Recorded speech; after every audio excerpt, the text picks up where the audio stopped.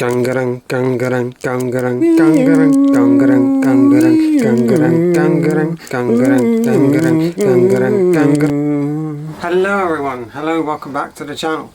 Today I'm going to continue the theme of stuff I'm passionate about, and we're going to talk about my favourite, not just my favourite TV show, but it's like a pop, it's like a, well, pop culture icon in its own right, especially in the UK.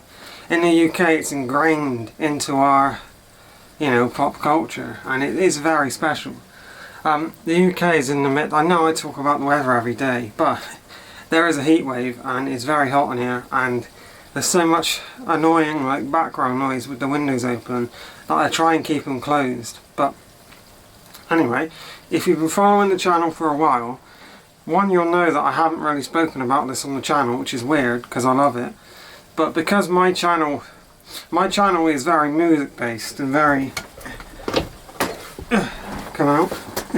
very vinyl based, and it's difficult for me to make other videos because the algorithm on YouTube enjoys just the same old. It likes the bog standard videos. Because my channel has been doing music related content for years, if I started doing videos on TV shows, they wouldn't get any views at all, because it doesn't, that's just how the algorithm seems to work.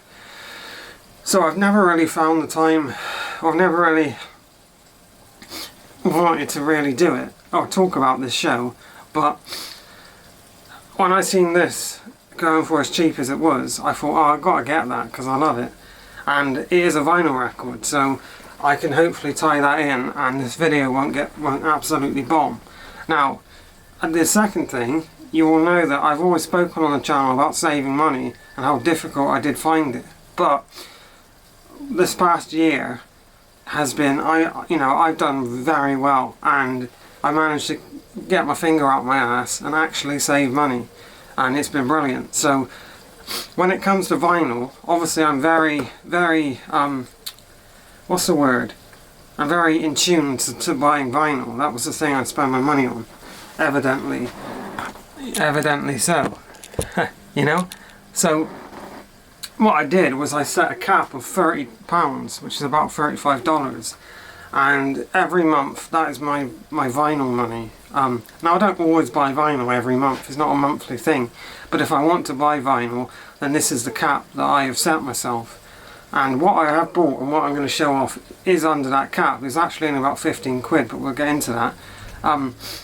I found, and this is, back in the day when I used to do all those unboxings, I was unboxing new issues. But I've done a complete 180 on that, and now, because of this cap and because of being more money cautious, I'd much rather go into a second-hand record shop and buy free vinyl for the price of buying one new issue.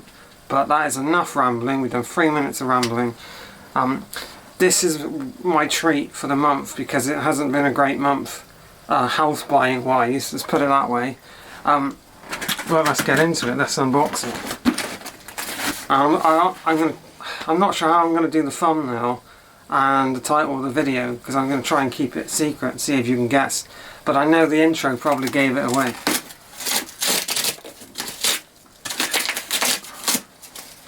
So I always do that, I open it off camera. Ready? Oh wow, look at that. That is cool. Joyous, colourful and achingly nostalgic. Mark Gatiss. Mark Gatiss is a Doctor Who legend. For a brand new 4K restoration, collector's edition includes vinyl soundtrack, Ultra HD and Blu-ray, 12-inch art cards, and a lenticular picture, whatever that means. But look at that. That artwork is beautiful. Now so bit of backstory, we will get into Doctor Who and why I love it, but this isn't actually, that handsome chap there is Peter Cushing. For those of you who are into sci-fi, Peter Cushing would go on to find more fame as General Moff Tarkin from, I swear that's his name, from the Star Wars franchise. The guy with the really great voice. but back in the 60s he did play Doctor Who. So the story goes that I believe it was, you had the first Doctor, and his first story was the Unearthly Child, and then they brought in the Daleks, which they weren't sure if the Daleks were going to be a smash hit or not, or people would like them, and they were. They were instantly a cult classic with children. They loved them. So the BBC decided to commission 2 films for Doctor Who, but they are a bit different. So in these films you've got, this is Doctor Who and the Daleks, the first one, and then you've got Daleks Invasion of Earth. Now with Daleks Invasion of Earth, Bernard Cribbins is in it, who would later go on to play Wilfred, one of the best Doctor Who characters. But with this film, it's more like Back to the Future based than it is Doctor Who, in the sense that he isn't a Time Lord from Gallifrey. He's just a regular old human scientist inventor who invents the TARDIS, and he goes to Skaro, where the Daleks are from. And it's weird, but they definitely worth a watch. You can find them, at least in the UK, you can find them on ITVX, or Channel 4 has them. Now, this is the first film, and obviously there's a sort of a blue-looky version of this, which is the second film. Now, I spent £15 plus shipping on this, which is a bargain, but the second one was £60, and from what I can tell, it contains the same sort of stuff. So it's like 4 times the price, and I couldn't see why.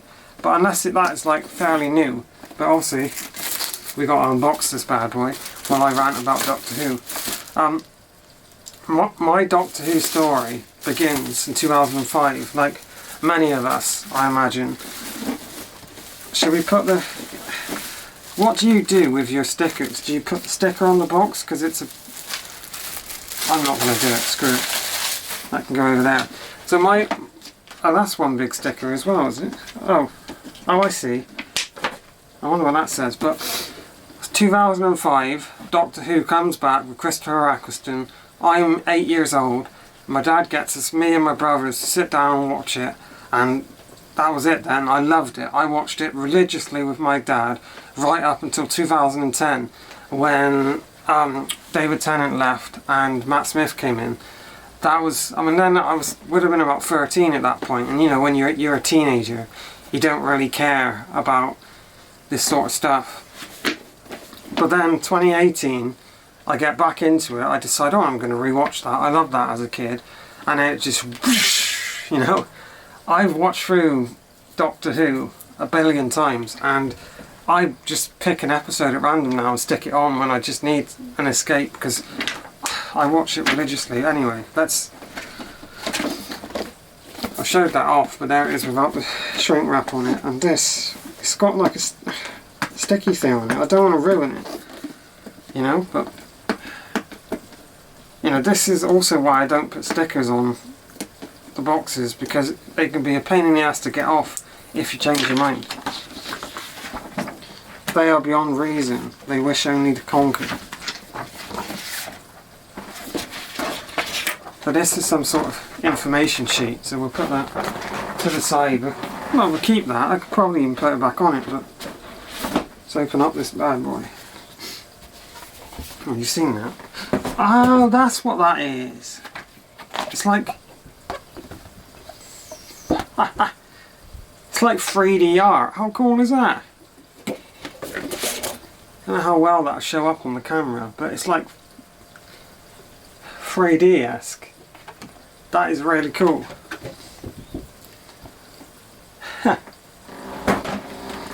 And then we have the handsome man himself. Let me just take this.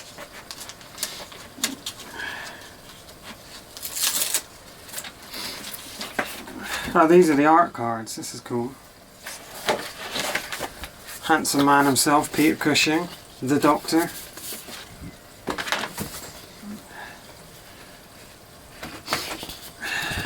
We have Barbara and Ian. Dalek Jewel. That's cool. Oh, and the Thunderbirds. Of course the Thunderbirds are on the front. How cool is that? Those are cool, I like that. There is something down there, I'm not putting them on the floor, but... And then we have, ooh, the vinyl record. But first, we'll get into that, but first obviously, I suppose the main draw for this is obviously the DVD, which is the movie that's been remastered into 4K. And I don't really, I mean, I do plan on to start watching DVDs because they're pretty, well, because streaming services are getting expensive, but you know, that'd be cool to have in the collection. But the reason why I bought it, and the reason why you're probably watching this video, the soundtrack. The original soundtrack, composed and conducted by Malcolm Lockyer. Fanfare and opening titles: TARDIS, The Petrified Jungle, The Petrified Santa and the City, For the Full Return to the TARDIS. Oh, I'm not going to read all that, but...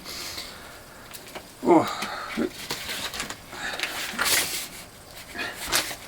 I mean, I'm actually in love with this, and the amount of money I paid for it as well, it was so cheap for what it is, that I just thought, oh, I gotta get this. I don't... So, I imagine a lot of you might be unaware, but Doctor Who is very big in the audio drama space, and there's a company called Big Finish, which does about 1 billion different Doctor Who audio dramas, and I've listened to a few of them. And then sometimes they release them on vinyl, but they're usually really expensive. They're either like special edition, like Record Store Day. This Record Store Day, the last one, they had a Doctor Who audio drama in that. So they're usually really expensive, or... And I've never really, I don't know. Whenever I've seen them, they've just been too expensive, is what I'm trying to say. Because this one was so cheap and came with all this other stuff, I had to get it.